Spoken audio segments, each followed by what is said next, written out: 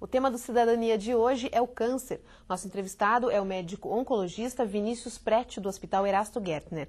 Doutora, a gente estava falando dos tipos mais comuns em homens e mulheres. Só para a gente esclarecer um pouquinho melhor, o que é exatamente o câncer? Tem como explicar assim de uma maneira bem simples? O câncer é assim, ele começa em uma única célula e essa única célula ela perde a capacidade de ser uma célula normal.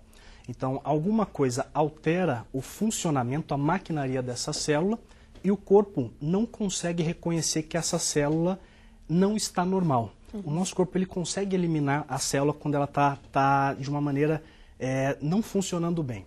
E quando o corpo não reconhece, essa célula começa a se multiplicar, fazendo células iguais a ela, e daí se origina o câncer. Então é uma célula que teve algum defeito e que ela tem a capacidade de crescer rapidamente.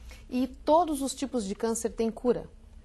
A gente tem vários tipos de câncer que têm cura. Hoje, nós estamos conseguindo fazer o diagnóstico mais precoce, com orientação da população, com melhoria e acesso de saúde. Mas isso depende muito em que estadio, em que Se está no início momento ou não. da doença a gente consegue diagnosticar. A maioria dos cânceres, quando descoberto no início, a gente consegue a cura. Alguns cânceres, quando são diagnosticados já em fase tardia, a gente não consegue mais curar o paciente. Muitas vezes a gente consegue oferecer um tratamento para aliviar sintomas, retirar dor, diminuir o crescimento do tumor. Mas a maioria dos casos de câncer, quando a gente detecta no início, são potencialmente curáveis. E existe algum tipo que seja mais agressivo? O câncer de pulmão é o câncer mais letal que existe. Quer dizer, dos pacientes que têm a doença, é o que mais mata, é o câncer de pulmão. E talvez seja o tipo de câncer mais fácil de ser prevenido, porque 90% dos casos de câncer de pulmão são causados pelo cigarro. Então, na verdade, o que previne o câncer mesmo é uma vida saudável. É uma vida saudável. É a base, digamos assim. Exato, não fumar, não ingerir bebidas alcoólicas e sempre a partir da idade dos 50 anos para o homem, a partir dos 40 da mulher, procurar esses exames que detectam câncer no início. Esses cânceres que não dão sintomas no início, mas que existem exames que a gente consegue detectar. E como é que estão as pesquisas hoje em dia com relação à cura do câncer ou o diagnóstico mais recente, quando está no início? Essas pesquisas, elas estão aumentando? Hoje em dia é muito mais fácil você diagnosticar e você tratar, às vezes, sem quimioterapia ou não? Ainda tem que usar sempre quimioterapia, radioterapia? Não, as pesquisas estão crescendo cada vez mais. Inclusive, aqui no Brasil, nós estamos tendo vários laboratórios que estão pesquisando mais. E quando a gente consegue detectar um câncer mais no início, por exemplo, um câncer de mama que seja muito pequeno, só a cirurgia consegue curar. A mesma coisa para o câncer de próstata. Muitas vezes uma cirurgia, que não é uma cirurgia tão simples, mas é uma cirurgia factível de ser feita, a gente consegue curar o paciente se for descoberto no início. E daí não precisa nem quimioterapia em alguns casos? Não, vários casos de câncer hoje a gente não precisa utilizar combinação de quimio ou de radioterapia. Mas depende muito da gente conseguir diagnosticar esse tumor no início. E tem um tipo de câncer que seja mais comum nas crianças? Nas crianças nós temos principalmente as leucemias, tá? A criança ela tem um comportamento diferente dos cânceres do adulto, então câncer de mama, câncer de próstata, câncer de pele, isso é muito raro, praticamente não existe nas crianças. O organismo da criança é um organismo que a origem do câncer é de uma maneira diferente, mas na criança o que muito preocupa a gente são as leucemias. Como é que está o Brasil e o Paraná? O Paraná, ele é referência no tratamento de leucemia? Sim, nós temos vários serviços de referência em Curitiba que conseguem tratar a leucemia. O tratamento ele começa com quimioterapia. Em alguns casos, você precisa fazer o transplante de medula óssea, onde Curitiba é uma cidade, é um centro de excelência brasileiro para o tratamento no transplante de medula óssea. Que daí a gente entra naquela outra questão que é importante as pessoas também doarem, fazerem a coleta do sangue para ver se elas podem ser doadoras de medula óssea. Exatamente, porque muitas vezes o que falta para um transplante de medula óssea é um doador. Muitas vezes você não tem um familiar compatível e você consegue alcançar isso num banco de doador de medula.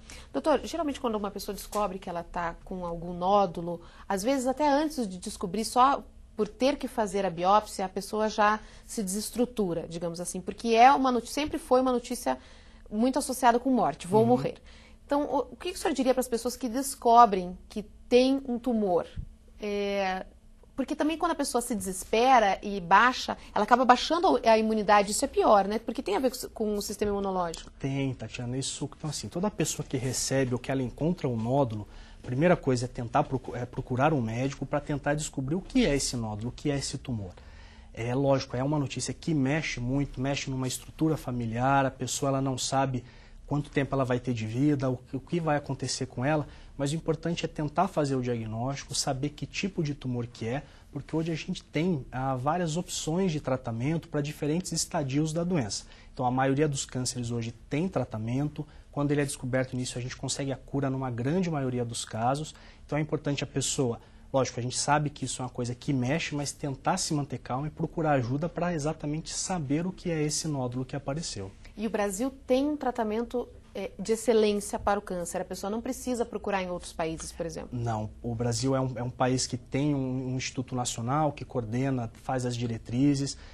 O tratamento é um tratamento de excelente padrão. O que a gente tem hoje no Brasil é muito parecido com o que a gente tem fora, então o paciente pode tratar no país que ele vai estar sendo bem atendido.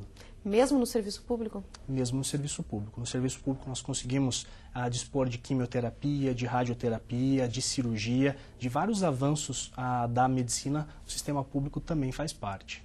E os remédios? Eu vi uma reportagem que os cientistas estão produzindo remédios para diminuir os efeitos colaterais do tratamento. Isso já existe no mercado?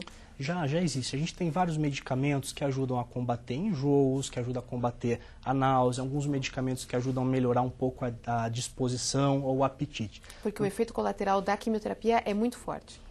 Depende de cada quimioterapia, depende do paciente, da suscetibilidade que cada paciente tem e da idade. Às vezes o paciente mais idoso, ele é um pouco mais frágil ao tratamento. E é importante a gente utilizar esses medicamentos que ajudam a tolerar bem o tratamento para que o paciente termine o seu tratamento e recupere a sua qualidade de vida.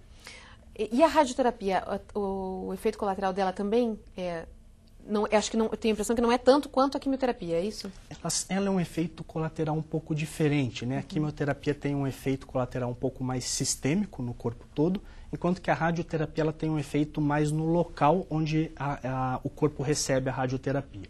Só que a radioterapia também foi uma parte da oncologia que avançou muito. Hoje, então, nós temos máquinas mais modernas, técnicas mais modernas que conseguem focar a radiação apenas no tumor, com pouca radiação nos tecidos vizinhos ao tumor.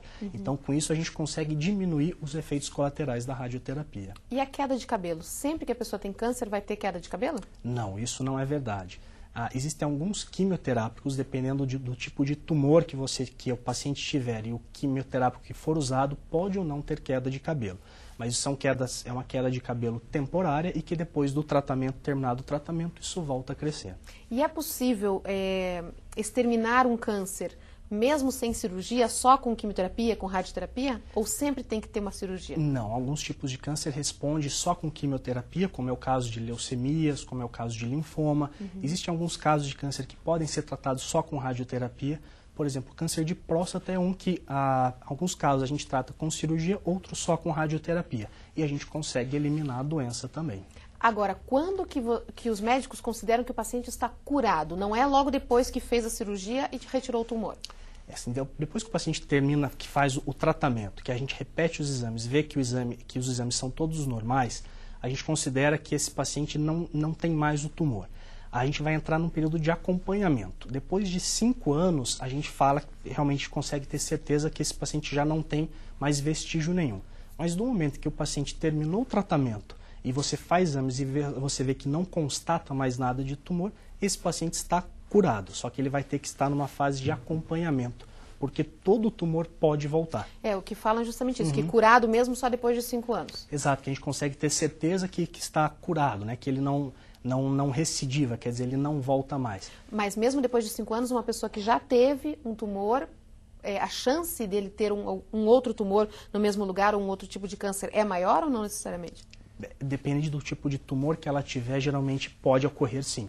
Então a gente continua acompanhando esses pacientes mesmo depois de 5 anos. A chance é muito pequena do tumor voltar no local onde ele teve o primeiro, mas isso pode ocorrer. Então a gente continua acompanhando esses pacientes. Doutor, para finalizar, vamos dar uma orientação geral, então, para as pessoas que estão assistindo.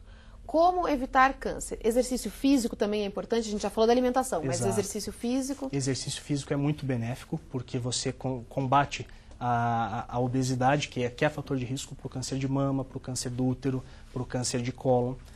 Tentar manter uma alimentação saudável, evitando muito produto industrializado e gordura. Então, basicamente, evitar produto muito industrializado, produtos enlatados, tentar fazer uma alimentação mais saudável, com frutas, verduras, focados em vitaminas, não fumar.